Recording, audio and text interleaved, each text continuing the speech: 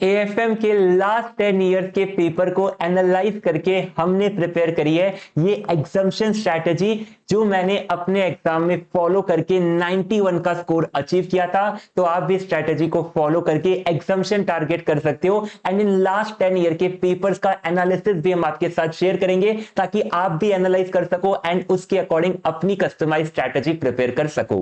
तो जय जिनेंद्र दोस्तों, मैं हूं सीए रोहित चीपड़ एंड स्वागत है आपका हमारे आज के इस इंपॉर्टेंट सेशन में, जहां पर हम आपके साथ शेयर कर रहे हैं एएफएम के लिए एग्जाम्पशन स्ट्रैटेजी, जहां पर डिटेल में बात करेंगे कैसे आपको पढ़ाई करनी चाहिए, सेल्फ स्टडी करें, रिवीजन रेफर करें, मॉक टेस्ट लिखने हैं, क्या अप्रोच होनी चाहिए एंड रिवीजन का सीक्वेंस क्या होना चाहिए, सभी पॉइंट पर करेंगे डिस्कशन। तो फटाफट से वीडियो को लाइक करते हैं, स्टार्ट करते हैं आज के इस डिस्कशन को। सबसे पहला इंपॉर्टेंट पॉइंट कि हमें किस तरीके से पढ़ाई करनी, क्या सेल्फ स्टडी करनी चाहिए, रिवीजन वीडियो देखने चाहिए या फिर हमें क्लासेस लेनी चाहिए। तो आपको आज के दिन एनालाइज करना पड़ेगा कि आप कौन सी पोजीशन पर हो, तो अपनी प्रिपरेशन का लेवल एसेस करो। अगर आपको लगता है कि एएफएम के कांसेप्ट्स एंड क्वेश्चन में आपको क्लैरिटी है, तो उस केस में कोई भी क्लासेस देखने की जरूरत नहीं है, कोई भी यूट्यूब रिवीजन वीडियो देखने की जरूरत नहीं है। सेल्फ स्टडी पर आप फोकस करो एंड सेल्फ स्टडी के साथ कुछ स्मार्ट अप्रोच है जो कि हम आपके साथ शेयर कर रहे हैं। इन स्मार्ट अप्रोच को फॉलो करो, अच्छे से आप अपने एग्जाम को क्लियर कर पाओगे एंड एग्जामिनेशन भी टारगेट कर पाओगे। एंड इन केस आपको कुछ कंफ्यूजन है कंसेप्ट्स के अंदर, क्वेश्चन के अंदर, तो आपसे रिक्वेस्ट होगी कि आप YouTube रिवीजन का यूज करो अगर आपने क्लासेस एक बार कंप्लीट कर रखी है। अगर आज से पहले कभी भी क्लासेस नहीं ली है, तो अगर आपके पास सफिशिएंट टाइम है तो एग्जाम ओरिएंटेड बैचेस के लिए जाइए, नहीं तो YouTube के ऊपर हम रिसेंटली स्टार्ट करने वाले हैं एक कंसेप्ट और क्वेश्चन सीरीज। तो अगर आपको कंसेप्ट में प्रॉब्लम है तो कंसेप्ट सीरीज पूरी कंप्लीट कर लेना। एक तरीके से कंसेप्ट बैच है जहां पर हर चैप्टर के सभी कंसेप्ट डिटेल में समझेंगे विद एग्जांपल। तो कंसेप्ट सीरीज से सभी कंसेप्ट आपके क्लियर हो जाएंगे एंड साथ में क्वेश्चन प्रैक्टिस बैच भी चलने वाला है। तो कंसेप्ट क्लियर होने के बाद मान लो क्वेश्चन में प्रॉब्लम आ रही, तो क्वेश्चन प्रैक्टिस बैच में एक एक क्वेश्चन हम डिस्कस करने वाले हैं study mat past year paper RTP MTP का। तो अगर आपको कंफ्यूजन है तो आप हमारे वाईटी की रिवीजन सीरीज देख सकते हो। नेक्स्ट डे से यानी मंडे 24 अगस्त से स्टार्ट हो रही है, तो आप उसको रेफर करके अच्छे से अपनी प्रिपरेशन कर सकते हो। शेड्यूल भी आपको साथ में मिल जाएगा जहां पर कंसेप्ट और क्वेश्चन दोनों के लिए साइमल्टेनियसली बैच चलते रहेंगे। जिसमें भी प्रॉब्लम है उस बैच को देखिए एंड अच्छे से प्रिपेयर करिए। अगर आपने दोनों को देख लिया तो आपने एक तरीके से एग्जाम ओरिएंटेड बैच देख लिया जो कि फ्री ऑफ कॉस्ट रहने वाला है यूट्यूब के ऊपर।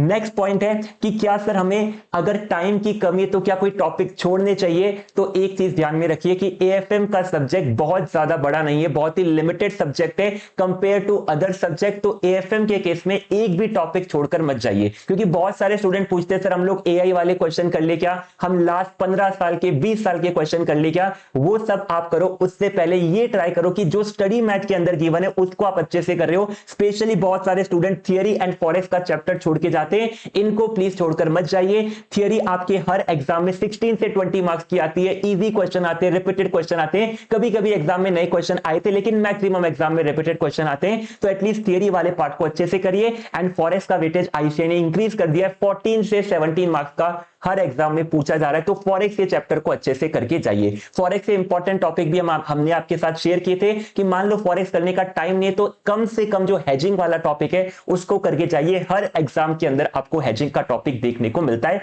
एंड जो लास्ट 10 ईयर का एनालिसिस शेयर करेंगे वहां पर भी आपको यही चीज सीखने को मिलेगी।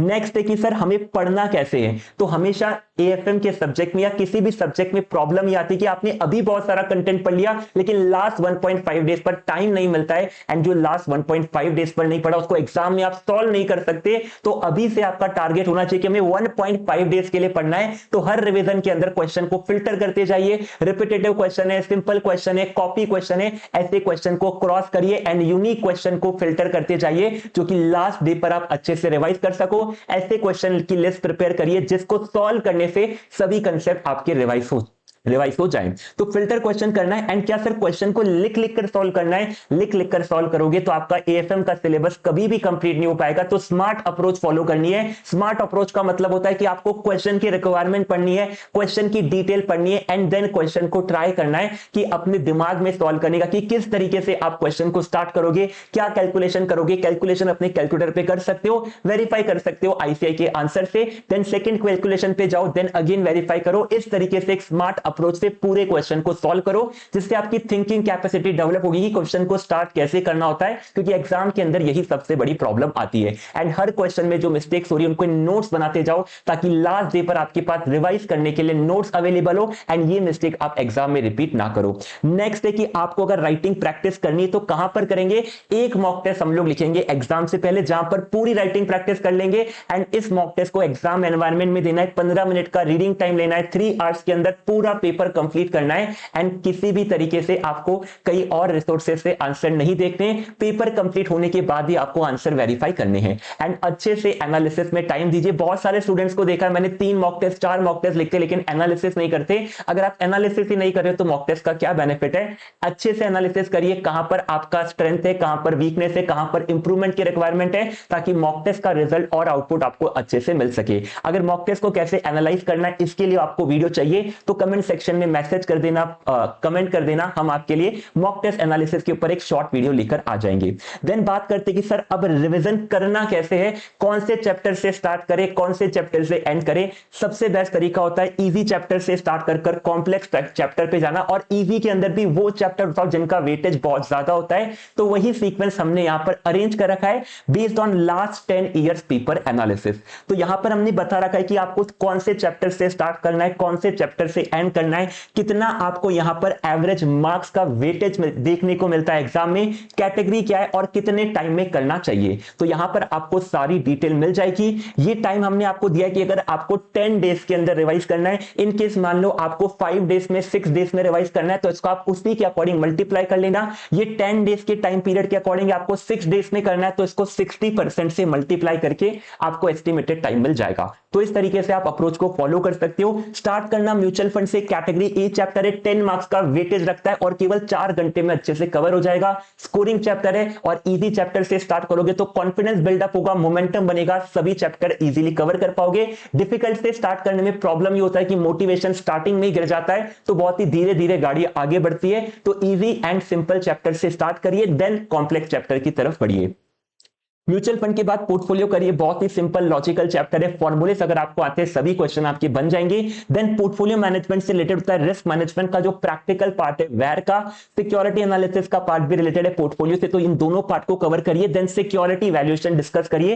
Category A chapter again 12 marks का वेटेज रखता है। सिक्योरिटी वैल्यूएशन के बाद लॉजिकल सीक्वेंस में बिजनेस वैल्यूएशन बनता है, देन मर्जर्स, एंड देन आपके चैप्टर 1 की थियरी कर लीजिए। एडवांस कैपिटल बजटिंग भी आपका मर्जर से थोड़ा बहुत रिलेटेड है। एंड देन एंटर करिए derivatives, interest rate and forex के लूप में। तो डेरिवेटिव के बाद इंटरेस्ट रेट, देन फॉरेक्स का चैप्टर करिएगा। फॉरेक्स का वेटेज 14 से 17 मार्क्स का बन रहा है, तो छोड़कर नहीं जाना है। अगर आपको प्रॉब्लम आ रही है हमसे कांटेक्ट कर सकते हैं। डिटेल रिवीजन वीडियो अपलोडेड है फॉरेक्स के ऊपर, जहां पर एक एक क्वेश्चन हमने क्लास के अंदर आपको डिस्कस करवाया है। एंड इन केस आपके पास फिर भी टाइम नहीं है तो फॉरेक्स का जो हेजिंग वाला पार्ट है केवल उतना पार्ट अच्छे से जरूर कर लिएगा, क्योंकि पूरा चैप्टर छोड़ोगे तो पूरे मार्क्स चलेगा, लेकिन हेजिंग वाला पार्ट कर लोगे तो एटलीस्ट 17 मार्क्स में से आपका 8 से 10 मार्क्स का पार्ट कवर हो जाएगा।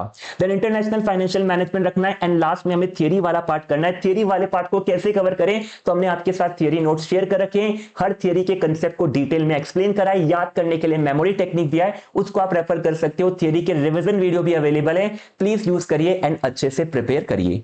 तो ये आपकी एग्जाम्शन को लेकर स्ट्रैटेजी रहनी चाहिए। अब सर जो लास्ट 10 ईयर के एनालिसिस की आप बात कर रहे थे, ये कहां मिलेगा, तो ये भी इसी फाइल के अंदर अवेलेबल है। इस फाइल का लिंक डिस्क्रिप्शन बॉक्स में ऐड कर देंगे। तो यहां पर आपको पास्ट ईयर का एनालिसिस मिल जाता है। तो सबसे पहले यहां पर आपको डिटेल एनालिसिस मिल जाएगा न्यू कोर्स के हर पेपर का, क्वेश्चन नंबर कहां से आया था, कौन सा टीवाई के नंबर, इलस्ट्रेशन नंबर, तो आपको डिटेल मिल जाएगी रीसेंट एग्जाम की, पास्ट ईयर एग्जाम्स की।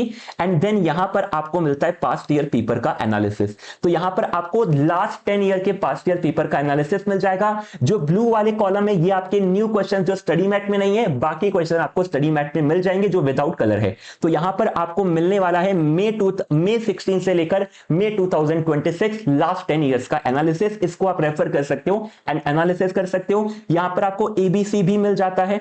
आई थिंक एबीसी और ट्रेंड कहां पर था, तो यहां पर आपको एबीसी एंड ट्रेंड भी मिल जाएगा, जहां पर आप देख सकते हो कि कौन सा चैप्टर कितने मार्क्स का पूछा गया है एंड देन अपनी स्ट्रैटेजी प्रिपेयर कर सकते हो। प्लीज आपसे रिक्वेस्ट है कोई भी चैप्टर टॉपिक छोड़कर मत जाइए, अच्छे से प्रिपेयर करिए। सेशन पसंद आता है तो कमेंट सेक्शन में एक रेड हार्ट ड्रॉप कर देना, तो हम लोग इस तरह के सेशन सभी सब्जेक्ट के लिए लेकर आते रहेंगे। आज के सेशन में इतना ही, मिलते हैं आप सभी से नेक्स्ट सेशन के अंदर।